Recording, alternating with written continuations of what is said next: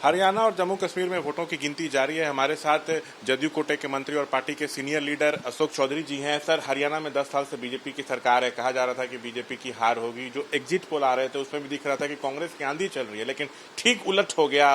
BJP बड़ी जीत की तरफ बढ़ रही है। नहीं, अब सही में ये बीजेपी के लिए और बीजेपी के जो वहाँ के लोकल हमारे लीडर्स हैं और जो बीजेपी के कोर टीम है, जो मैनेजमेंट में अमित शाह, प्रधानमंत्री जी सहित सभी लोगों की एक बड़ी जीत है। हरियाणा की जीत एक बड़ी जीत है, क्योंकि एक तो एंटी इनकम्बेंसी का बहुत बड़ा चर्चा था वहाँ पे, और दूसरा कि जो खबर आ रही थी और जो हम लोगों को भी खबर मिलता था कि वहाँ पर इस बार भारतीय जनता पार्टी का स्कोप नहीं है। मगर जिस तरह से इन लोगों ने स्ट्रैटेजी बना के टिकट्स के डिस्ट्रीब्यूशन किए और जिस तरह से उन्होंने, एक बड़ी जीत है भारतीय जनता पार्टी के लिए हरियाणा में। और हम समझते हैं कि कांग्रेस के लिए भी एक बड़ी सीख है कि अब फॉर ग्रांटेड पॉलिटिक्स जो है उससे हट के प्रोग्रेसिव पॉलिटिक्स की तरफ कांग्रेस को ध्यान देना होगा। क्या लग रहा है, मोदी मैजिक चला हरियाणा में? नहीं, हरियाणा में हमको लगता है कि तीसरी बार सरकार बनाना एक बड़ी बात है। और क्या होता है ना कि if you see about the leaders, 15 years is too big. तो आपके कार्यकर्ता, आपके वर्कर, आपके लीडर्स का सबका एक जनरेशन ही खत्म हो जाता है पॉलिटिक्स में, if they are attach with that party.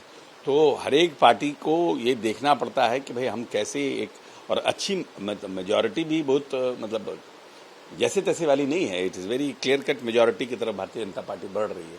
इसलिए हम समझते हैं कि भारतीय जनता पार्टी के लिए बड़ी जीत।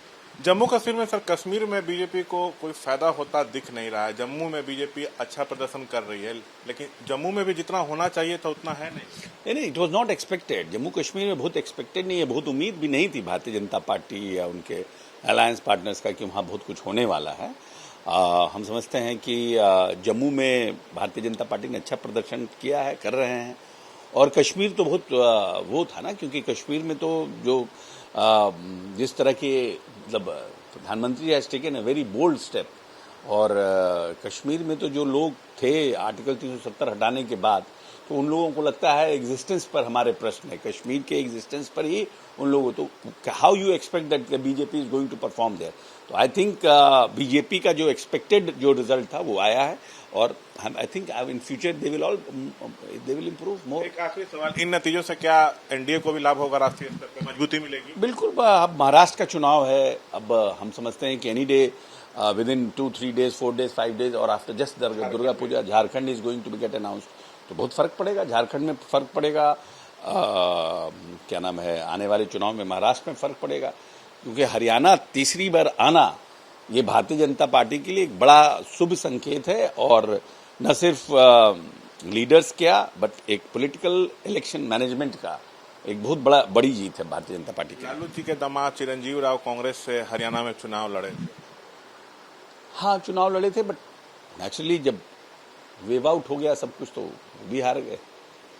तो ये थे तमाम मसलों पर बातचीत करते हुए अशोक चौधरी। कैमरा पर्सन विशाल राय के साथ शशांक कुमार, एबीपी न्यूज, पटना।